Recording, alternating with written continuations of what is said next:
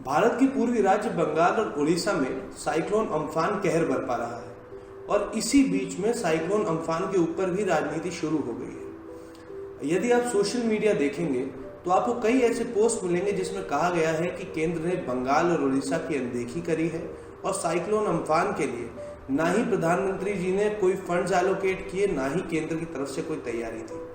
तो क्या है इस पूरी बात का सच और क्या कारण है कि इस मानव त्रासदी को हम नहीं रोक पाते जब भी कोई प्राकृतिक आपदा आती है? ये आज हम आपको बताएंगे एट द ब्लंट।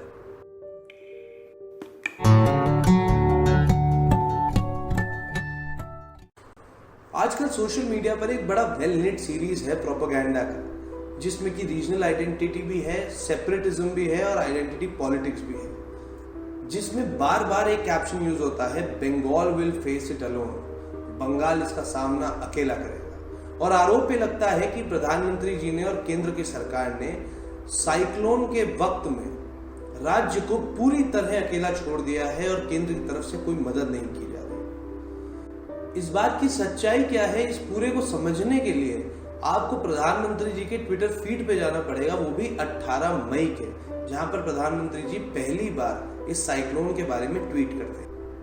उसके बाद देखिए 21 मई का ये ट्वीट, जहां पर प्रधानमंत्री जी अम्फान के प्रति हमारी प्रिपेयर्डनेस और इवैक्यूएशन के प्लान्स को भी रिव्यू कर रहे हैं।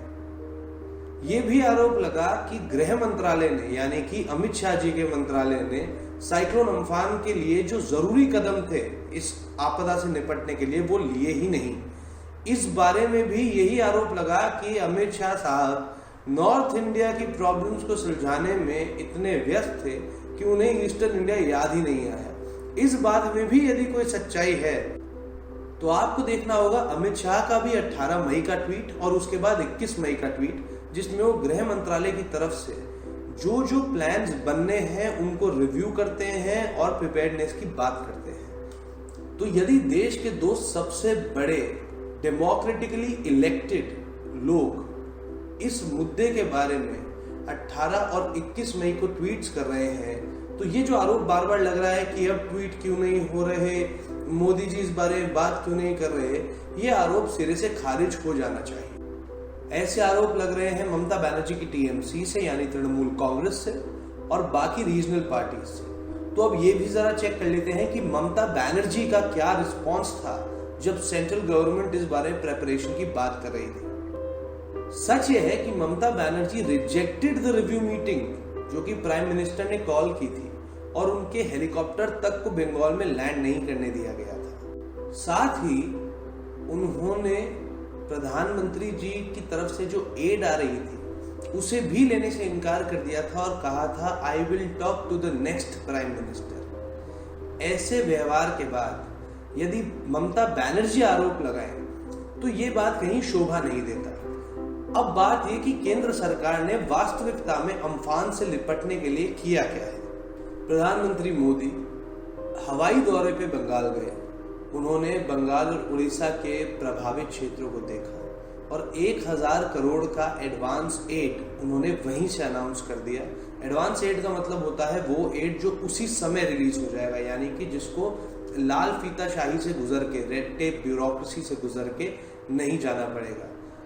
ये भी उन्होंने वहीं घोषणा कर दी कि 2 लाख रुपए प्रति मृतक के परिवार को और 50,000 रुपए उन लोगों को जो कि बुरी तरह दुर्घटनाग्रस्त या क्षतिग्रस्त हुए हैं उनको केंद्र सरकार की तरफ से दिए जाएंगे। यानी कि राज्य सरकार जो मुआवजे का ऐलान करेगी उससे अलग, उसके ऊपर ये राशि केंद्र सरकार की तरफ से दी जाएगी।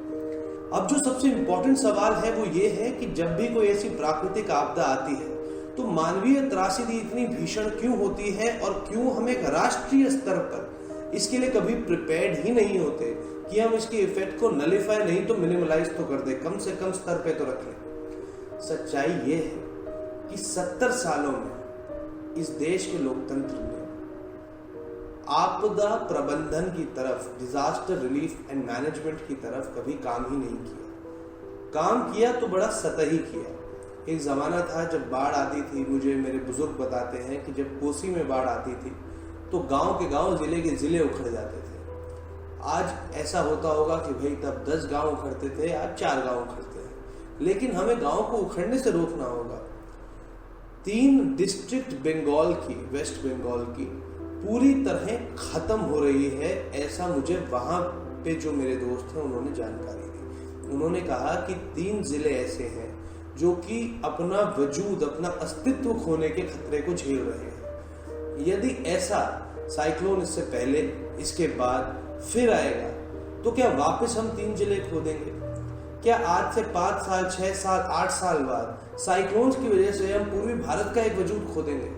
हमें राष्ट्रीय प्राकृतिक आपदा प्रबंधन के लिए ठोस कदम उठाने की जरूरत है। ये जो केंद्र और राज्य सरकार के बीच में सास बहू के छोटे छोटे झगड़े होते हैं, जो कई बार सांप नेवले का बैर भी बन जाते हैं, इसकी वजह से जो आपका आम नागरिक है, जिसको वाकई में सरकार की जरूरत है, वो सरकार की सुविधाओं से महरूम रह जाता है। उसके पास सरकार की तरफ से सिवाय वादों के, आरोपों के और प्रलोभनों के कुछ भी नहीं पहुंचता।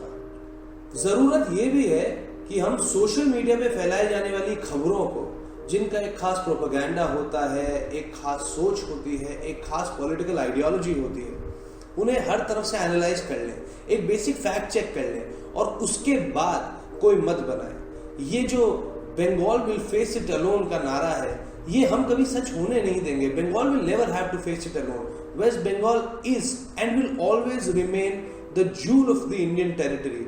हम बंगाली भाइयों से, हम वेस्ट बंगाल की जमीन से उतना ही प्यार करते हैं जितना हम रविंद्र के संगीत से करते हैं, जितना हम बंकिम के वंदे मातरम से करते हैं, जितना हम सन्यासी मूवमेंट से करते हैं, जितना हम आनंद मठ से करते हैं, जितना हम गीतांजलि से करते हैं, जितना हम देवदास से करते हैं। ये बंगाल हमारी सिविलाइजेशन का नॉलेज क्रेडल है and Bengal will never have to face it alone. भविष्य में जब भी आम आदमी को सियासत की वजह से दुख सहना पड़ेगा, भविष्य में जब भी सोशल मीडिया पर कोई झूठ फैलाया जाएगा, तब हम आपके सामने एक सच, एक मार्मिक सच्चाई को लाने की कोशिश करेंगे। आपको 4 काम करने हैं। आपको इस वीडियो को लाइक करना है, इस वीडियो को अपने दोस्तों के साथ शेयर करना है, चैनल को सब्सक्राइब करके नोटिफिकेशंस में ऑल को सिलेक्ट करना है और हाँ, देखते रहना है theblunter.com, as blunt as it gets।